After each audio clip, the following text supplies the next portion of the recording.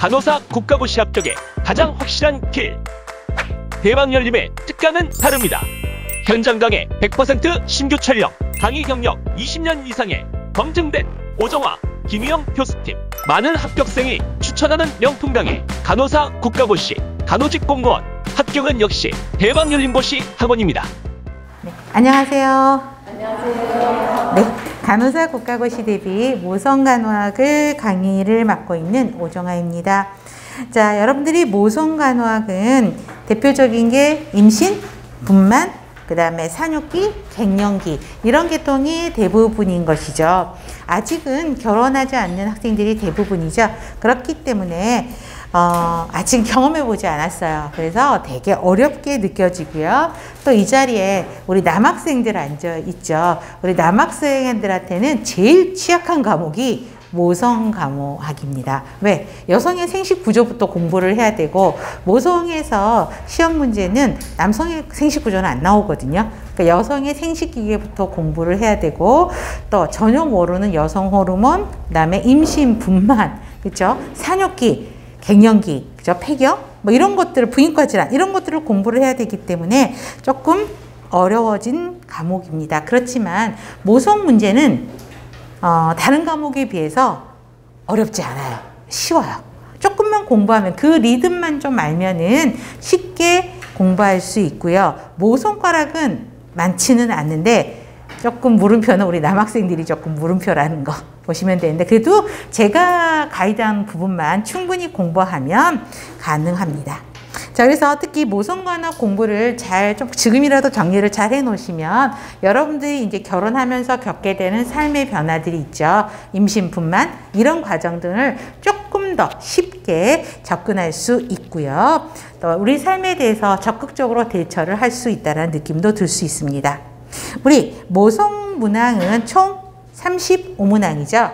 그런데 여러분들 보면 그 목차라든가 이런 데 보면 생각을 좀 해보시면, 자, 어떤 부분에서 제일 시험 문제가 많이 나올까요?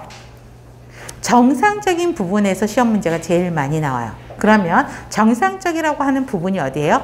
임신, 분만, 산후기, 그쵸? 그 다음에 갱년기. 이게 대부분을 많이 차지하고, 빈도수는 얘네들이 제일 높아요.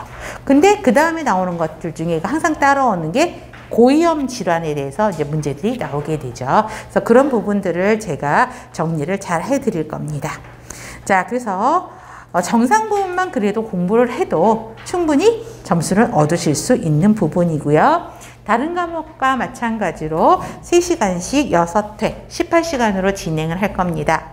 자, 다시 한번 강조하지만 부족한 부분이 있으면 그 과목을 더 중점적으로 공부를 해야 되고요.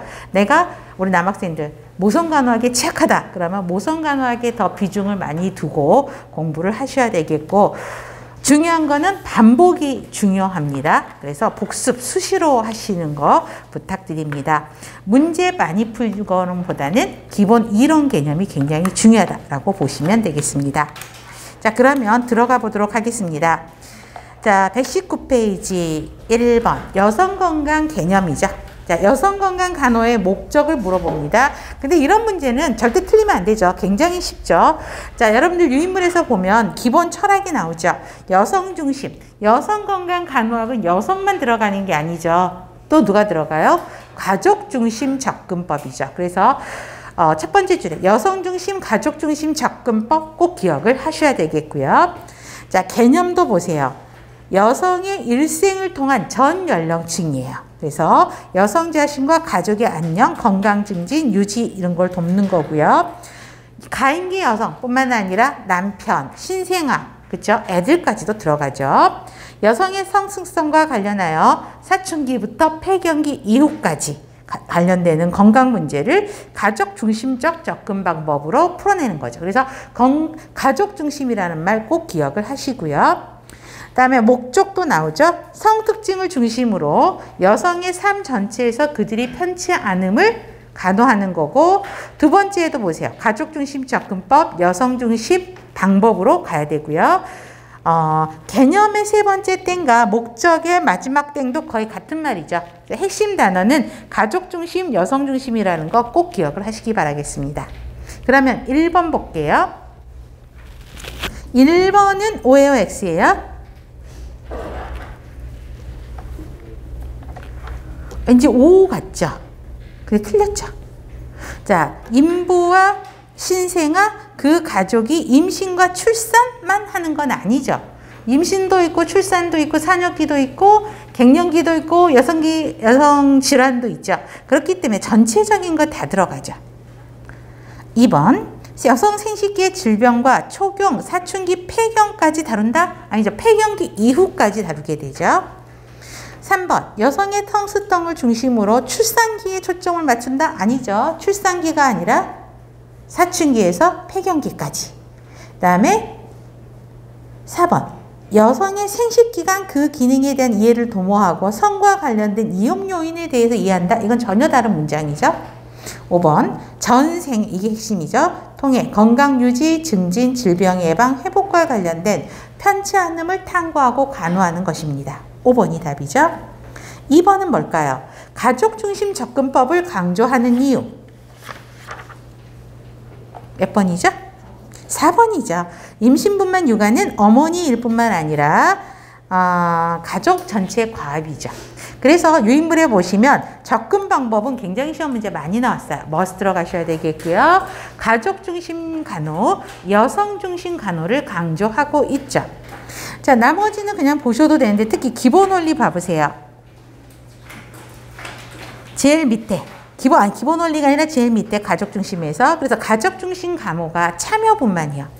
자연분만, 모자동실, 가족분만, 가정분만의 부활들이 이제 가족중심의 간호로 연결이 되고 있고요. 여성중심의 간호로 가야 된다라고 보시면 됩니다. 이거는 그래도 쉽게 풀 수 있는 문제입니다. 3번 여성건강간호사의 역할 계속 나오죠. 아동에서도 이거 나왔었죠. 여기도 여성건강간호사의 역할입니다. 간호 제공자 역할, 옹호자, 교육자, 연구자 역할 모델이 돼야 되고요. 정치 사회적 역할을 갖고 있습니다. 그래서 정치 사회적 역할은 건강관리 체계를 이제 확립을 해야 되는 부분에서 정치 사회적 역할을 한다라고 보시면 되는데 3번 문제를 보세요. 대상자와 그 가족에게 질병 및 치료에 대해서 여러 가지 대안 중에 자신에게 가장 적합한 대안을 선택하도록 의사결정을 할 수 있도록 도와주고 지지해주는 역할. 옹호자의 역할이죠. 2번입니다. 자, 4번은요. 자, 생정 통계를 이제 물어보는 문제이기는 하는데요. 자, 이거는 여러분들 틀린 거는 5번이에요. 자, 주산기 사망률은 가임기 여성의 연한 인구분의 임신 29주 사산수 플러스 한 옆에다가 플러스 옆에 유인물에 있어요. 7일 미만 신생아 사망률이 더 더해져야 돼요. 그래서 5번이 틀린 거고, 자, 그럼 유인물을 먼저 볼게요. 여기에서 가능한 것들을 조금 정리를 해봤는데, 자, 출산율이요. 15세에서 49세. 우리가 가임 여성을, 물론 50 넘어서 출산하신 분도 계세요. 제가 아는 분은 50 넘어서 출산을 하셨거든요. 생월경을 안 하시더래요. 그래서 폐경이구나 라고 생각을 했대요. 그러니까 살이 찌는 거죠. 우리 폐경하면 엄마들 살이 찌거든요. 저 역시도 그렇고. 그러니까 폐경하고 나서 살이 찌니까 이제 폐경이 맞나 보다. 폐경기로 가고 있나 보다 라고 했는데 임신이었던 거예요. 그래갖고 5개월쯤에 하신 거예요. 태동 느끼면서. 입덧도 안 하셨대요. 그러니까 얼마나 놀라셨겠어요. 관리도 산정관리도 안 됐죠. 그렇고 조사 하나를 낳긴 하셨거든요. 한 7개월에 불만하셨는데 지금은 그 늦둥이 없어서는 못 사시겠대요. 너무 예뻐서. 근데 슬픈 건 그 애를 케어할 체력이 이제 부족하다. 뭐 이런 말도 하긴 하는데, 자, 49세까지가 가임 여성으로 우리나라가 보고 있습니다. 그래서 1년간 총 출생아 곱하기 1000명이죠. 기본 단위는 거의 1000이에요. 이해돼요? 그래서 1000으로 보시면 되고, 그래서 출산율 보는데 연한 인구라는 말이 좀 어려울 수 있어요. 그래서 1년의 중앙 인구요. 그래서 보통 1년을 12개월로 계산을 하면 7월 1일자 인구수를 기준으로 올해 총 출생아 곱하기 1000명 이렇게 되는 거예요. 그 다음에 나머지는 그냥 보셔도 되고요. 신생아 사망률이요. 우리 아동에서도 했었죠. 아동도 연간 총 출생수분의 신생아 생후 28일까지 사망한 수 곱하기 1000. 그 다음에 영아 사망률도 우리 아동에서 했었죠. 총 출생수 분의 1년 미만 사망자 수 곱하기 1000. 그 다음에 모성에서 좀 나온다 그러면 주산기 사망률이에요. 그래서 출생 전후기 사망률인데 주산기라고 하면 28주 이상, 그러면 7개월이죠. 7개월 이상의 태아 사망과 생후 일주일 안에 사망한 신생아를 이야기합니다. 걔를 더한 거예요. 그래서 지금 4번의 문제 5번을 보면 7일 미만 신생아 사망이 빠진 거죠. 그래서 틀린 거예요. 그래서 거기에다 곱하기, 그러니까 모성 사망수 분해, 그쵸? 아니다. 총 출생수 분해 28주 사산수 플러스 7일 안에 사망한 신생아 수 곱하기 1000이라는 거. 이게 보시면 될 것 같아요. 자, 이것만 좀 보셔도 될 것 같습니다. 나머지는 그냥 참고사항으로 보셔도 되고요. 중요한 것만 정리하셔도 됩니다.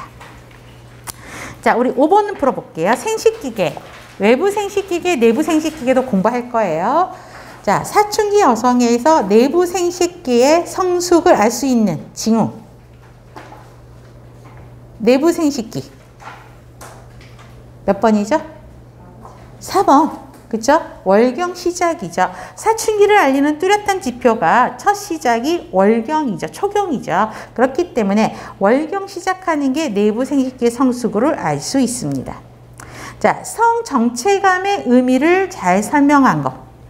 자, 답은 5번이에요. 자신이 어느 성별에 속해 있다는 걸 알게 되면서 시작되는 게 성정체감이고요. 우리 3번 보세요. 성정체감은 20세 전후에 형성되고 이때 형성된 성정체감은 변화되지 않는다. 자, 틀린 문항이죠. 어떻게 틀린 거죠? 우리 그렇죠. 20세. 성정체감이 언제 완성된다 그랬어요? 형성된다 그랬어요? 3살. 그쵸? 3살 때 만들어지거든요. 그래서 20세가 아니라 3세 초기에 만들어지고, 자, 성정체감은 변화되지 않는다? 아니죠. 계속적으로 변화된다라고 바꾸시면 됩니다. 자, 성정체감에 대한 정의 여러분들한테 드렸습니다.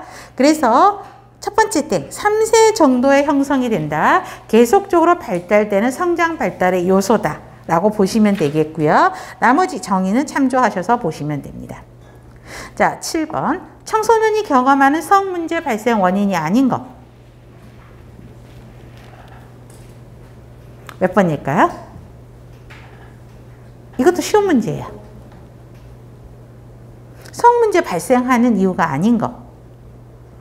3번이죠. 성에 대한 올바른 정보를 갖고 있으면 성문제 발생할 일이 없죠.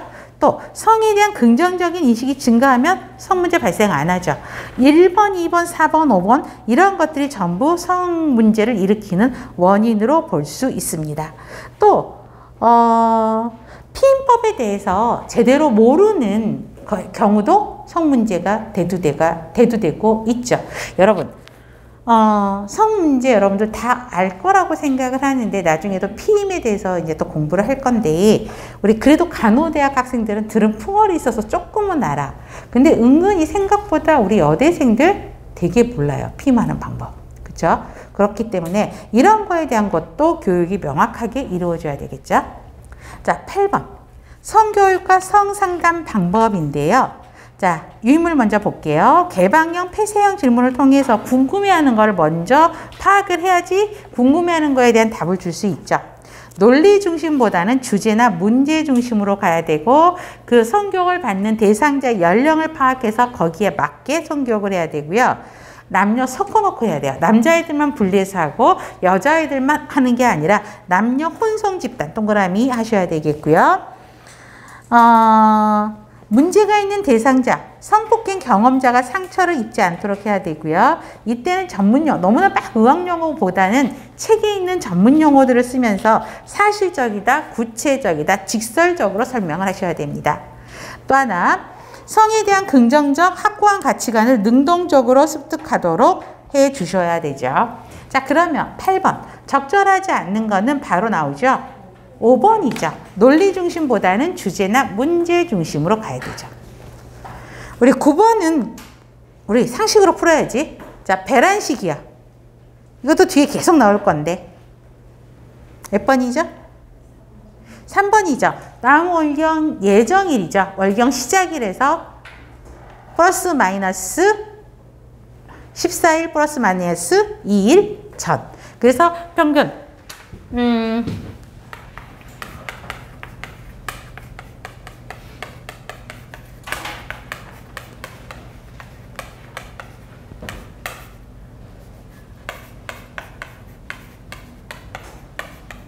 전이에요. 그래서 뭐라고 이야기하죠? 같은 말이죠. 이렇게 보시죠. 이때가 배란이 되기 때문에 임신 가능한 시기고, 그래서 임신을 하려면 이때 성관계를 하면 돼. 규칙적인 사람은. 그 다음에 임신을 피임을 하려면 이때 성관계를 피하면 되는 거겠죠. 그래서 보시면 됩니다. 3번이고요. 그 다음에 이제 피임법에 대해서 나옵니다. 자, 먼저 10번은 자연 피임법을 물어봅니다. 그럼 유인법에 보세요. 월경주기, 기초체험법, 경관점의 관찰법을 통해서 이제 자연적인 어떤 화학약품이라든가 이런 걸 쓰지 않고 하는 거죠. 자, 월경주기의 핵심은 배란기 예측이요. 그래서 동그라미. 배란기를 예측해서 임신 기간을 확인하고, 그럼 배란기가 확인한 게 이거죠. 그죠? 배란기가 이거요. 그럼 요때 피하면 임신이 안 되는 거죠. 보시면 되고요. 다음 월경기에서 거꾸로 14일째를 배란기로 보고 정자의 생존 기간을 더해서 12일에서 16일 전에 금욕하는 방법. 그런데 이거의 전제 조건은 뭐예요? 아주 규칙적인 사람들한테는 할 수 있는 방법이야. 근데 여러분 우리 카메라에는 손 안 보이거든요. 자, 규칙적인 사람 한번 손 안 들어보세요, 학생들. 별로 없어요. 그렇죠? 대부분이 많은 수가 불규칙해요. 저 같은 경우는 굉장히 규칙적, 아주 레귤러해요. 30일, 딱 30일이에요. 그래서 임신을 이제 모성간호학을 강의를 하잖아요. 그러면 저의 경험담이 막 나오게 되는데 임신을 예상을 할 수도 있는 거죠. 왜냐하면 두 번째 애를 해서 계획을 할 때도 정확하게 예상을 했었거든요. 그렇기 때문에 규칙적인 친구들은 이게 굉장히 좋은 방법이에요. 그렇지만 많은 수의 여성들이 불규칙하기 때문에 실패 확률이 굉장히 높습니다. 그래서 우리 여학생들이 요즘에는 핸드폰 때문에 다이어리를 많이 안 갖고 다니시나? 갖고 다니세요? 최소한 달력에라도 아니면 핸드폰의 날짜에다가 거기에도 자기 생리 주기를 한번 표시를 좀 해보세요. 그러면 대략 되게 불규칙적이지만 며칠 간격으로는 하는구나 라는 거를 또 자기 리듬의 그 생리 주기는 알고 계시는 게 우리가 그냥 간호학생도 아니면 그냥 여성으로서 그렇죠? 좋은 준비를 할 수 있는 기회가 됩니다. 그 다음에 기초체험법은 항상 시험 문제 나오는 겁니다. 그래서 월경중이 기초체온 경관점의 관찰법은 머스트로 다 정리합니다. 자, 기초체온을 측정을 하는데 특히 언제요? 자, 언제 체온 변화냐면 배란 전후요. 예, 체온 변화를 해서 자, 배란되기 전에는 체온이 저온이에요. 그런데 배란이 되면 프로게스테론 호르몬에 의해서 체온이 약간 많이 올라가는 게 아니야. 약간 0.5도인가? 이 정도로 올라가요. 그렇기 때문에 그때를 보고 과잉기간을 확인해서 3일 동안 그 피임하면 피임이 되는 거죠. 자, 그래서 여기도 보세요. 배란 후에 상승하죠. 0.4도인데 0.5로 외우셔도 크게 문제는 0.4냐 0.5냐 이런 거는 안 나와요. 시험 문제. 0.5도씩 정도 올라가서 자, 배란 때에서 자, 여러분 보세요. 배란이 요때 한다라고 생각을 하면 배란 여기가 전이죠.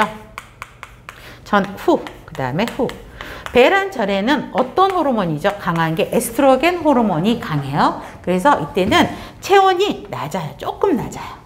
그랬다가 배란이 되면서 이때 프로게스테론 호르몬이 배출되기 시작합니다. 그러면 이때 체온이 약간 올라가요. 그러면서 이거를 날마다 기초 체온을 아침에 나중에 또 자세하게 나오겠지만 날마다 아침에 눈 뜨자마자 체온을 측정을 하게 되죠. 그러면 이 체온의 변화를 모니터를 하면서 이때 시기를 피하면 되는 거죠. 그래서 보시면 되고요. 그래서 특히 그 체온이 상승하는 거는 자, 요때 좀 올라가서 그쵸? 월경 전까지는 0.5도씩 올라간 상태가 유지가 되는 거죠. 그래서 요때 올라가는 요 3일만 피하시면 돼요. 근데 이때는 프로게스테론 호르몬의 영향을 받는다는 꼭 기억을 하셔야 됩니다. 그다음에 경관점액 관찰반이에요. 자, 배란시에는 경관점액이 굉장히 양이 많아지게 됩니다. 그래서 경관점액도 나중에 좀 더 자세하게 나오겠지만 배란을 중심으로 경관점액이 양이 많아지고요. 굉장히 투명합니다. 그래서 계란의 흰자같이 투명해지는 양상을 보면서 이제 그때 피임을 하시면 되는 거죠.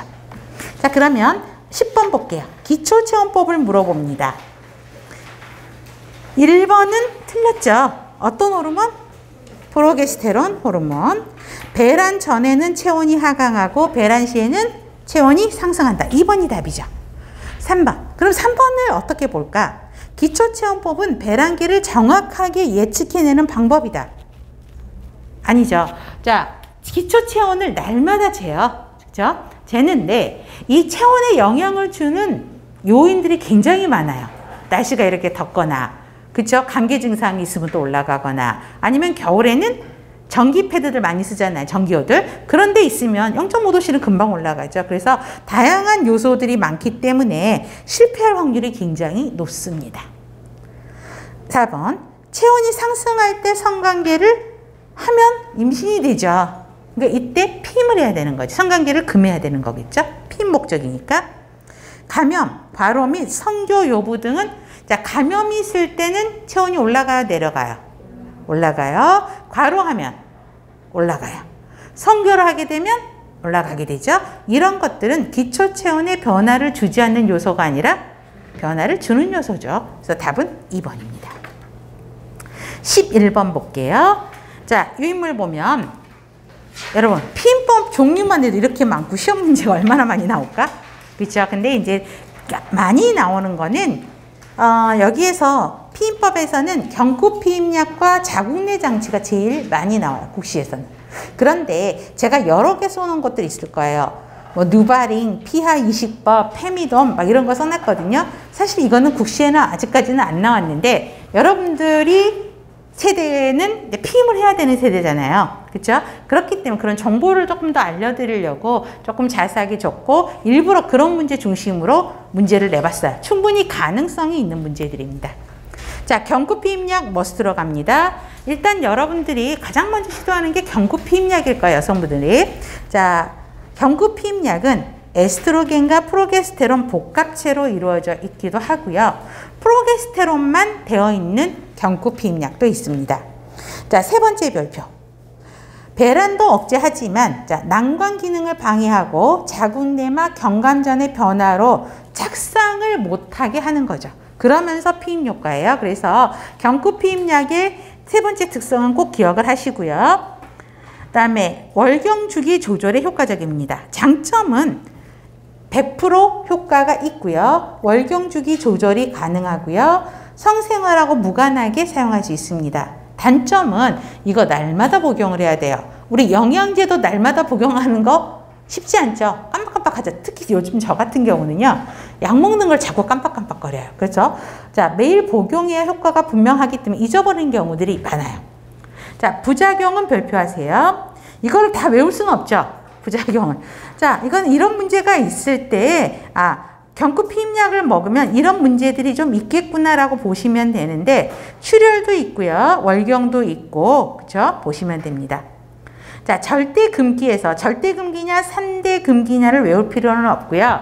자, 중요한 거는 혈전색전증 기억하셔야 돼요. 자, 가장 대표적인 게 이거예요. 자, 경구피임약의 부작용 중에 하나가 혈전증이에요. 그렇기 때문에 혈전색전증이 있는 환자는 절대 이거 쓰면 안 되게 더 심해지니까. 그렇죠? 그래서 혈전색전증은 꼭 기억하실 필요가 있고요. 자, 주의점에서 이게 나오죠. 자꾸 깜빡거려요. 잊어버려요. 그래서 잊어버리면 어떻게 대처를 할 거냐고요. 자, 복용을 잊은 경우 보세요. 12시간 이내 생각이 났어. 아침에 먹어야 되는데 잊어버렸는데 12시간이 아직 안 지났어. 그러면 즉시 복용하고 다음 정제는 예정대로 복용하시면 돼요.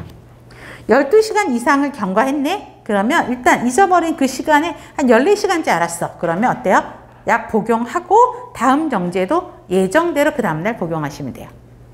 한 알 이상 복용하지 않았어. 그러면 하루를 건너뛰었다는 거지. 24시간.